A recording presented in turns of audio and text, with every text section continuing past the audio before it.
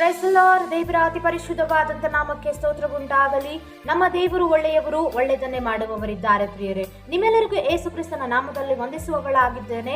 ದೇವರು ಮಾಡಿರುವಂಥ ಉಪಕಾರವನ್ನ ನಾವು ಎಂದಿಗೂ ಮರೆಯಬಾರದು, ಅಥವಾ ದೇವರು ನಮ್ಮ ಜೀವಿತದಲ್ಲಿ ಮಾಡಿರುವಂತಹ ಅದ್ಭುತ ಕಾರ್ಯಗಳನ್ನ ನಾವು ಯಾವಾಗಲೂ ನೆನೆಸುವವರಾಗಬೇಕು. ಪ್ರಿಯರೇ, ಈ ದಿನದ ವಾಕ್ಯವನ್ನ ನಾವು ನೋಡಿಕೊಳ್ಳೋಣ.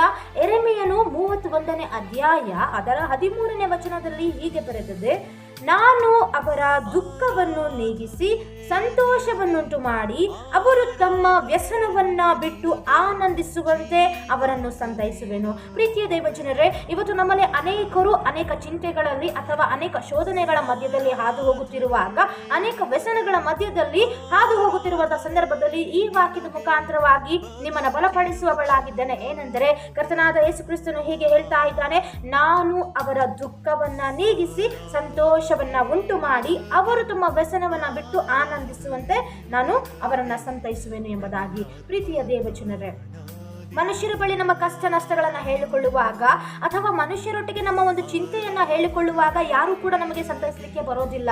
ಆದರೆ ನಮ್ಮ ದೇವರೊಟ್ಟಿಗೆ ನಾವು ಯಾವಾಗ ಕಣ್ಣೀರಿಟ್ಟು ನಾವು ಮೊರೆ ಇಡುವಾಗ ಅಥವಾ ಪ್ರಾರ್ಥಿಸುವಾಗ, ನಮ್ಮ ದುಃಖದ ಕುರಿತಾಗಿ, ನಮ್ಮ ಒಂದು ಚಿಂತೆಯ ಕುರಿತಾಗಿ ಅಥವಾ ನಮಗೆ ಆಗುತ್ತಿರುವಂಥ ಕಷ್ಟದ ಕುರಿತಾಗಿ ನಾವು ಹೇಳಿಕೊಳ್ಳುವಾಗ ದೇವರೇನು ಮಾಡ್ತಾನೆ? ನಮ್ಮ ಪ್ರಾರ್ಥನೆಗೆ ತಕ್ಕ ಸದುತ್ತರವನ್ನು ದಯಪಾಲಿಸುವವನಾಗಿದ್ದಾನೆ. ಪ್ರಿಯರೇ, ಯಾಕಂದರೆ ನಮ್ಮ ದೇವರಿಗೆ ನಮ್ಮ ಒಂದು ಪ್ರಾರ್ಥನೆ ಬಹಳ ಇಷ್ಟವಾಗಿದೆ. ಪ್ರಿಯರೇ, ಆದ್ದರಿಂದ ನಾವೇನ್ ಮಾಡಬೇಕು? ಮನುಷ್ಯರ ಬಳಿ ಹೇಳಿಕೊಳ್ಳುವುದಕ್ಕಿಂತ ಹೆಚ್ಚಿನದಾಗಿ ದೇವರ ಬಳಿ ನಮ್ಮ ಒಂದು ಕಷ್ಟಗಳನ್ನು ಹೇಳಿಕೊಳ್ಳುವಾಗ, ದೇವರ ಬಳಿ ನಮ್ಮನ್ನು ನಾವು ಒಪ್ಪಿಸಿಕೊಟ್ಟು ನಮ್ಮ ಚಿಂತೆಯನ್ನೆಲ್ಲ ಆತನಿಗೆ ಒಪ್ಪಿಸಿಡುವಾಗ ಆತನ ಏನ್ ಮಾಡ್ತಾನೆ? ನಮಗೋಸ್ಕರವಾಗಿ ಚಿಂತಿಸುವವನಾಗಿದ್ದಾನೆ. ಪ್ರಿಯರೇ, ಇನ್ನು ನೀವು ಚಿಂತಿಸುವಂತ ಕಾಲ ಮುಗಿದು ಹೋಯಿತು, ಇನ್ನು ನೀವು ಕಷ್ಟಪಡುವಂತ ಕಾಲ ಮುಗಿದು ಹೋಯಿತು, ಇನ್ನು ನೀವು ವ್ಯಸನ ಪಡುವಂತ ಕಾಲ ಮುಗಿದು ಹೋಯಿತು.